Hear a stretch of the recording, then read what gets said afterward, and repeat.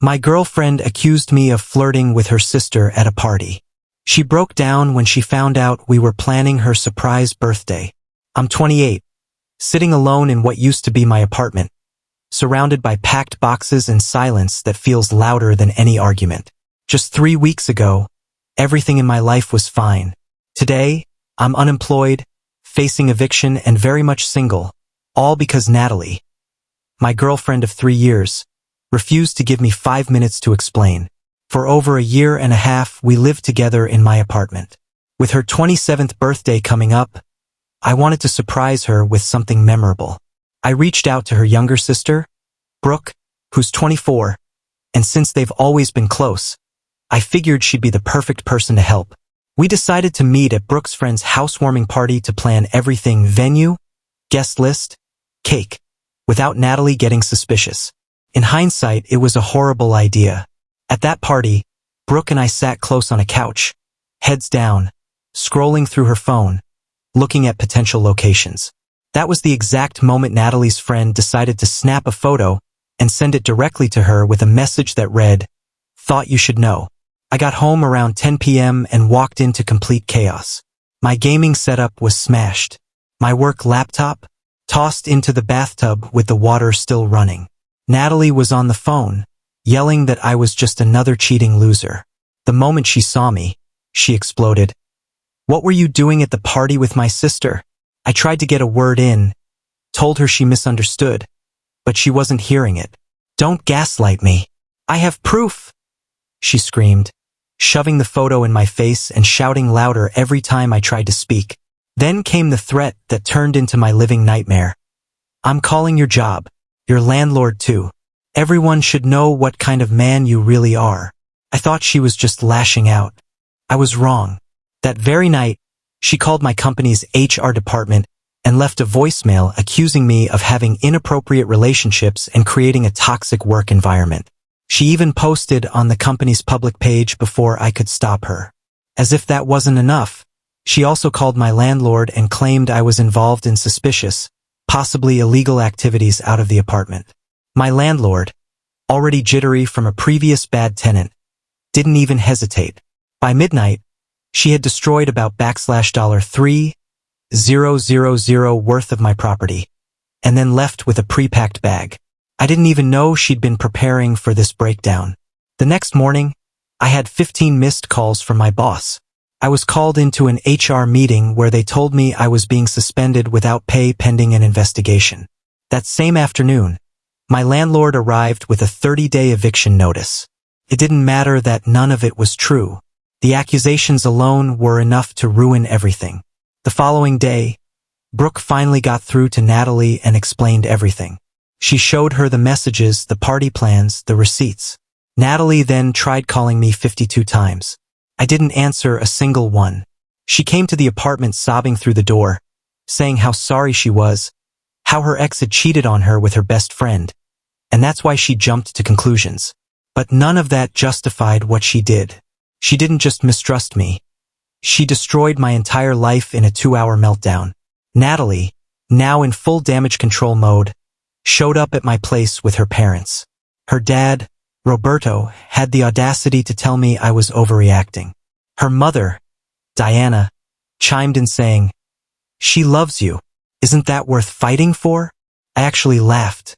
They called her actions a mistake. That mistake cost me my job, my home, and thousands of dollars in damages. When I mentioned the money I'd already spent, over $2,000 on the party, Natalie turned pale and promised to pay me back. With what? She barely held a part-time job and hadn't contributed to rent once. Then, Diana pulled out her checkbook, asking how much it would take to make this all go away, as if money could fix what she did. I told them to leave before I called the police. Roberto, now visibly angry, said, "You'll regret this." Diana added, "Natalie deserves better than someone who can't forgive one emotional moment." Emotional moment? That moment destroyed my reputation and career. A few days later, HR called. I was officially fired. They said they found no evidence of wrongdoing, but the public nature of the posts and disruption meant I couldn't return. Brooke called, crying. Natalie had cut her off completely and accused her of trying to steal me. Brooke's being harassed by their extended family now, most of whom don't even know the full story. Meanwhile, the venue I'd booked won't refund the deposit, and the custom cake order is non-refundable. I've now lost nearly $2,000 on a party that never happened. Then I found out Natalie had been calling my old office trying to get my new employment details, pretending to be my fiancé to update insurance records. She also told mutual friends I used the party as a cover-up for an affair with Brooke. And now, I'm staying with my brother 2 hours away, trying to start over with no money, ruined credit, and my name dragged through the mud. All for planning a birthday surprise. I thought it couldn't get worse, until she tried to sue me. Yes, Natalie filed a lawsuit against me for emotional distress and financial damages. Her claim? That my secretive behavior with Brooke caused her trauma, forced her into therapy, cost her work days, and led to defamation because I told people she destroyed my stuff and made false claims. I almost laughed when I read the court papers, but then I remembered I needed a lawyer, and I couldn't afford one.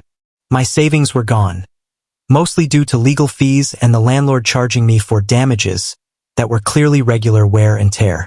Just when I thought I'd heard it all, Natalie came back to the apartment, this time with a police officer, saying she needed to retrieve her belongings. She still had a key, which was my mistake. I let her in under the cop's supervision, but she immediately began grabbing things that weren't hers. The coffee maker I bought, claimed it. The TV she gifted me for Christmas, took that too. But when she tried to take my PlayStation, I finally drew the line. That's mine, I said. We both used it, she snapped. The officer asked who paid for it. She couldn't answer because it was me. She left it behind, but not before stomping around and knocking things over. As she left, she said loudly, "You're throwing away the best thing that ever happened to you." According to her, planning a surprise party was now secretive behavior. Later that day, my bank called. Multiple failed attempts had been made to access my account, traced to her parents' IP address.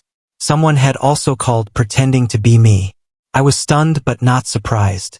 Brooke called again, now completely cut off from her sister, being painted as a homewrecker by their own family.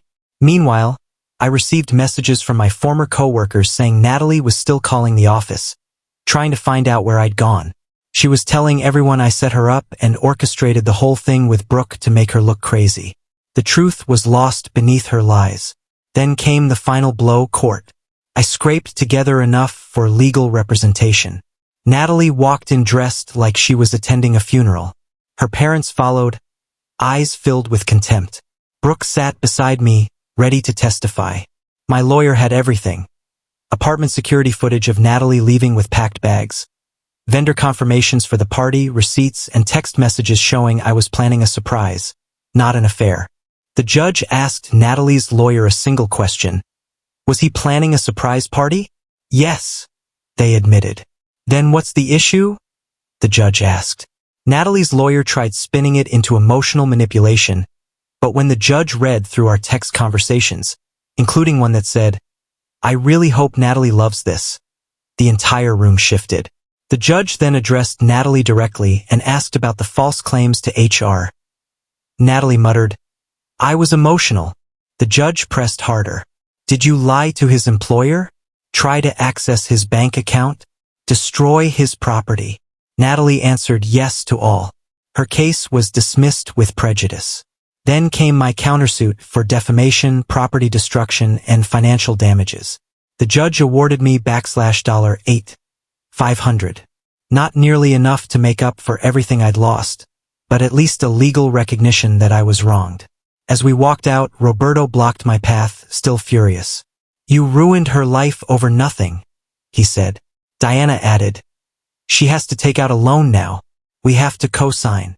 I looked them dead in the eye and said, "Maybe you should have taught her how to control her emotions and not destroy people when she's upset." Natalie, now full of rage, snapped, "You've turned my sister against me, destroyed my family, and put me in debt." I turned to her one last time. "You did that, not me. All because you couldn't wait 5 minutes for an explanation." Brooke stood by me, quiet but firm. I'm done, Nat. You caused all of this. We were planning something nice for you. Natalie's final words still echo in my head. It's not fair. Couples work through mistakes. But this wasn't a mistake, it was a choice. She made every decision, every call, every lie deliberately. I've since started rebuilding. Found a new, lower-paying job.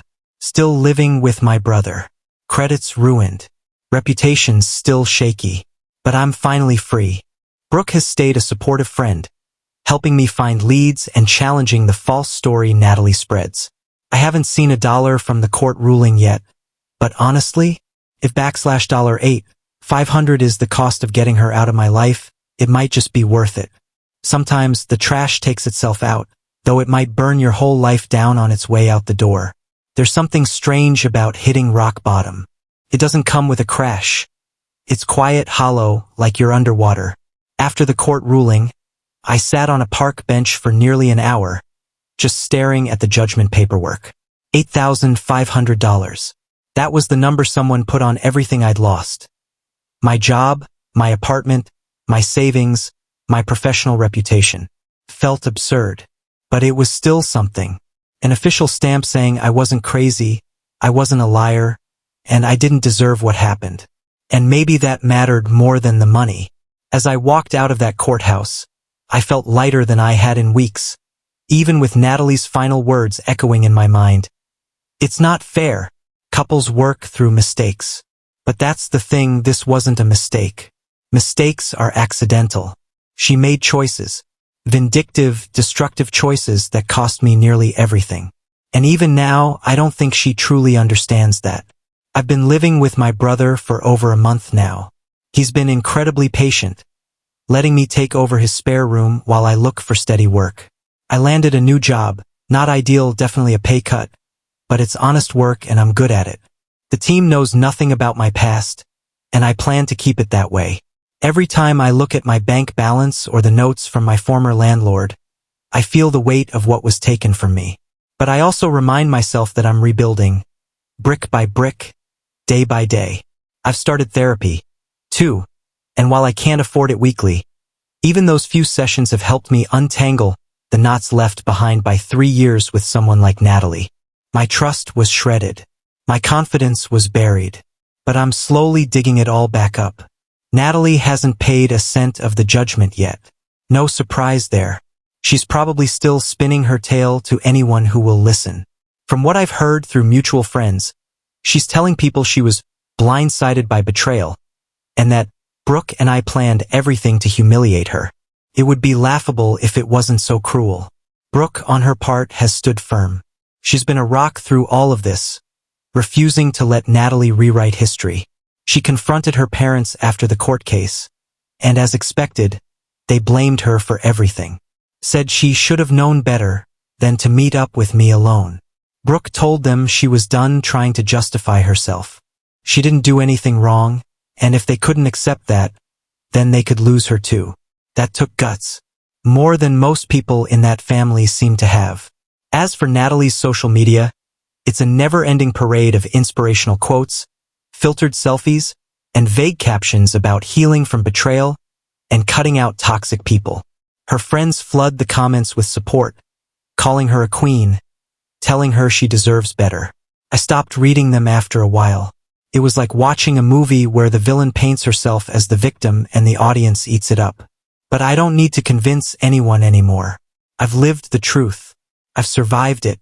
That's enough. Some days are still hard. I wake up and immediately reach for my phone, half expecting another false accusation or some new crisis. But mostly, I'm at peace now.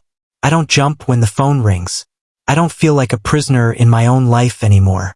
I've learned a lot through all of this about people, trust, anger, and what happens when someone refuses to take responsibility for their actions. I've learned that love without trust is just fear in disguise. That anyone who weaponizes your past or your kindness doesn't deserve a place in your future. And maybe most importantly, I've learned that forgiveness isn't always about giving someone a second chance. It's about giving yourself the freedom to move on. I don't hate Natalie. I honestly hope she gets the help she clearly needs. But I'll never speak to her again. That chapter is closed. Sealed. Ashes. I'm focusing on moving forward now. Rebuilding my finances, rebuilding my resume, rebuilding me. Brooke and I still talk regularly. There's no romance there. We both know it'd be too messy, too complicated. But there's a real friendship, built from surviving the same storm. She still feels guilty even though she shouldn't. She just wanted to help make her sister's birthday special. None of us could have predicted the disaster that would follow. But we're both stronger for it now. Scars and all. Maybe one day I'll look back at all this and laugh. Maybe not. But today, right now, I can breathe. That counts for something. And if there's one thing I've taken from all this, it's that sometimes the worst thing that ever happened to you is exactly what needed to happen to set you free. Natalie's out of my life. Her chaos, her lies, her manipulation. They're all behind me now. I didn't deserve what happened, but I survived it. And that's the part no one can take from me. So here I am, standing in the rubble of a life that once seemed perfect, ready to build something better. Not just for revenge, not for closure, but for me. Because I've earned it. And because I know now, no one who truly loves you will ever destroy you for the crime of caring too much.